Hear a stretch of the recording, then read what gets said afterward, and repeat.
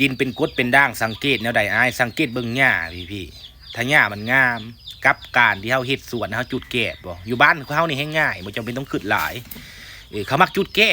แต่คนใดเขาปลูกตลอดทั้งปีซะจุดแก้ตลอดทั้งปีซะแล้วมันขี้ร้ายหั่นมันเป็นด่างแล้วแล้วเจ้าก็จะต้องได้ไถแม่นบ่ไถกบแล้วดินมันเสียเลยเด้ถ้าเป็นดินไม้บาดนี้บ่ต้องสงสัยดอกถ้าดินไม้ส่วนหลายอยู่บ้านเฮาบ่เคยเห็นจะเป็นกรดเบิดแล้ววิธีแก้ไขเนาะถ้าอยากรู้ว่าค่อยเว้าถึงหรือบ่ถึงเอาแก้มาจูดใส่ถ้าเฮ็ดนานขึ้นแล้วเอาแก้มาจูดใส่งามบ่นั่นแหละมันปรับสภาพดินได้แล้วสามารถจูดไปได้จักครั้งบางคนจูดได้เป็นปี2ปีนะจูดแก้แต่เลเวลประมาณนั้นและสุดท้ายเขาจะได้ถมดินหรือไถเพราะว่าถ้าด่างมันเกินเนาะวิธีเกษตรกรเขาก็สลาดเขาก็ไถดินกบแต่ว่าถ้าอยากให้แบบยั่งยืนเด้แนะนำเอาฝุ่นคอกพี่ฝุ่นคอกจะเยื่อกว่าปรับสภาพดินได้ดนกว่าฝุ่นคอกก็สามารถปรับสภาพดินได้เขื่อนแต่เป็นยังคือจุดแก้ตัวเองว้าวแต่เป็นยังตัวเองคือจุด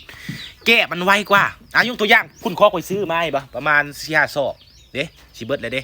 ต้องได้หมักก่อนเสียเวลามันดนคือปูนขาวเด้อยู่ห้านก็มีปูนขาวเคยใส่แล้วซื้อมาเป็น10 ซอกปูนมาใส่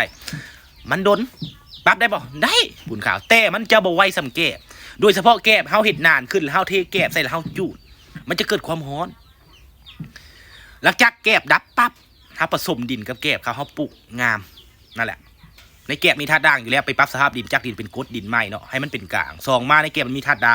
อาหารอยู่แล้วเฮ็ดให้ฮักซ่อนไส้ได้ดีได้ให้ใบเขียวเบอร์ได้นะแล้วแถมยังไปเกิดเนาะความร้อนปฏิกิริยาตอนเขาจุท่านไปปรับโครงสร้างดิน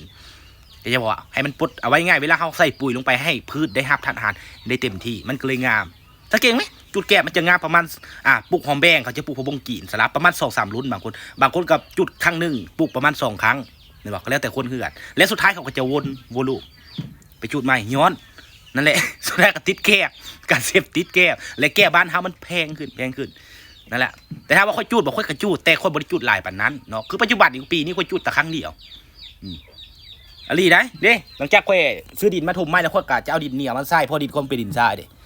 ปรับให้มันเป็นดินล้วนบนดินทรายหลังจากนั้นคนก็จะจุดแก่เพื่อปรับสภาพดินมันไว้ครับปลูกขาขายให้เข้าใจง่ายๆมันไว้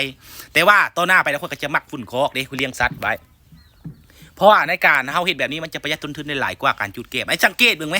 เฮาจุดครั้งนึงเจ้าเสื้อบอกว่าแต่ละคนประชากรนี่อาชีพเกษตรกรบ้านเฮานี่ส่วนหลายเบิดเงินหลายได้น้ำแก่สอบ10 ป้ายเดี๋ยวนี้สอบ15สอบ10,000แล้วเจ้าซื้อครั้งนึงเจ้าซื้อเทื่อ2-3 สอบคือค่อยซื้อเทื่อละ100-200 สอบมันเบิดเงินเทื่อละ1-2 ล้านแต่สุดท้ายเขาก็ได้ซื้ออีกเขาปลูกเขาจูดเบิดเขาปลูกประมาณ2-3 รุ่นเขาก็จูดอีก